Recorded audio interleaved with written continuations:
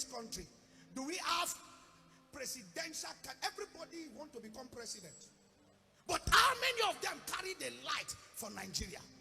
And those that carry the light for Nigeria, I'm sorry to say it, the electorate might not want even to elect them. Why? Because they don't see the light. They see money. And money is a deception that cannot make us pick true leaders. Why sell your votes, whether you are a delegate or a electorate? Why sell your vote for peanut to a man that will slave you for the next 4 years? The problem of Nigeria is not a problem of that we don't know truth. We know truth, but we like to walk in darkness rather than truth. When we are talking about the unity of this country, which is not non-negotiable, yes, but what is the problem? How do you enter into a marriage and then you enter into an agreement and one side of the region is suffering and you don't allow them to produce president? Then you are complaining about their agitation. Why will they not agitate? The Igbo have been so, the Igbo race or the Southeast have been so deprived. You cannot be talking about one Nigeria when every time you want to pick a president, you say the Igbo man is not qualified. And then you want them to be in the marriage.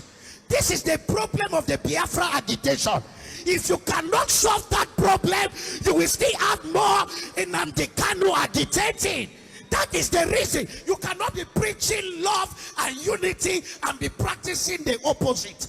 This is the major problem of Nigeria. Why will the Southwest, I mean Yoruba man, continue to be in power? Why will the North continue to be in power? Then the major language, you are not telling them you don't trust them. If you don't trust them, why are you keeping them?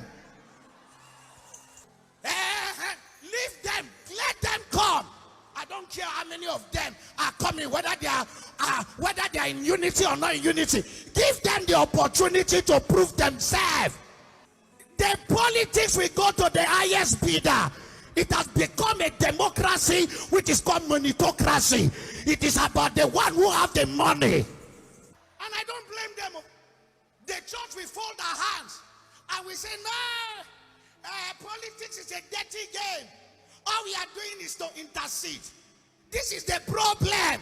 You will intercede and chop intercession when it is time. Those who are power brokers, we enter there, go into primaries, join the political party. This is the problem of the church. Who is but blind? The church. Too spiritual.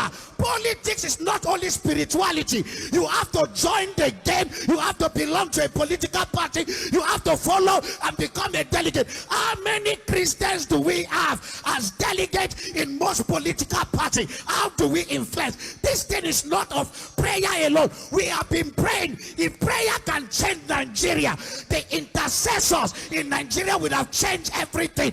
The problem we have prayer warriors without strategies. Every regime has its own achievement.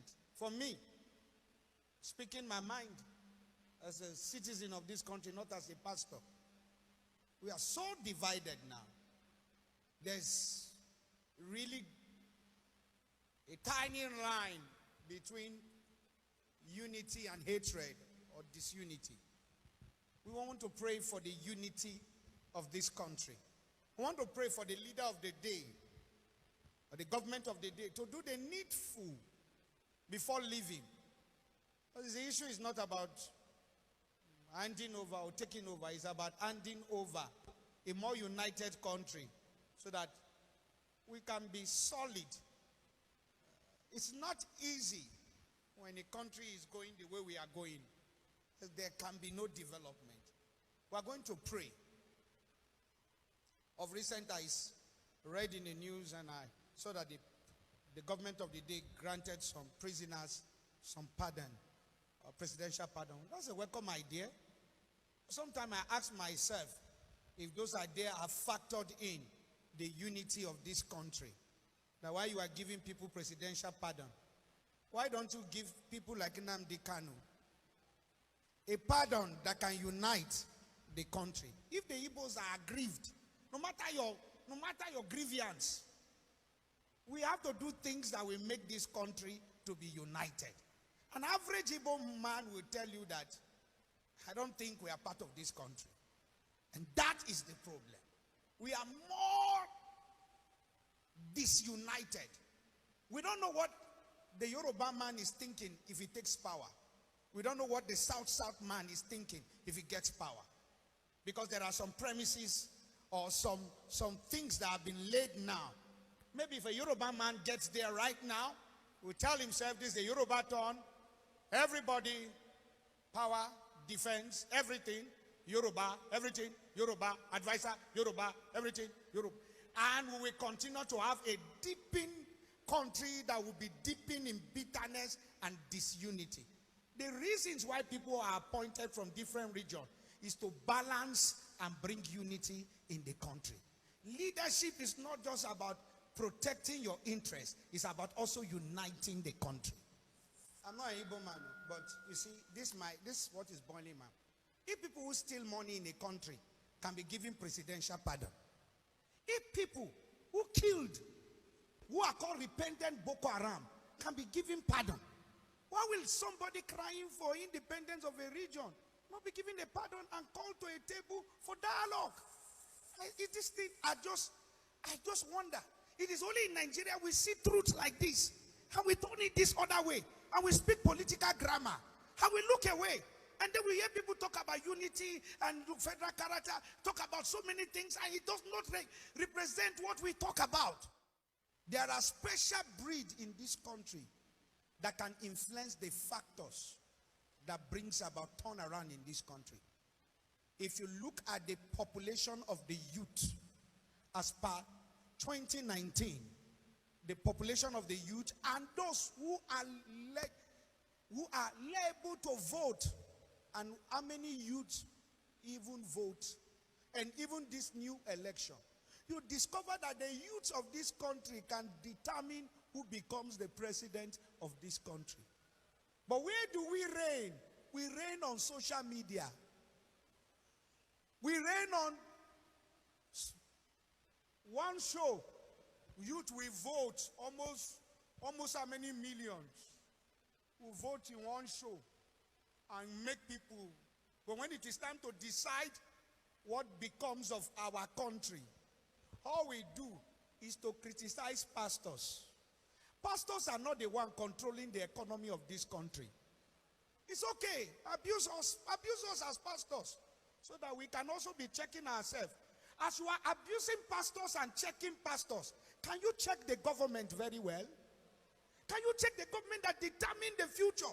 The reason why ladies are sleeping with dogs and young men are going on Yahoo is because the government of the day has failed.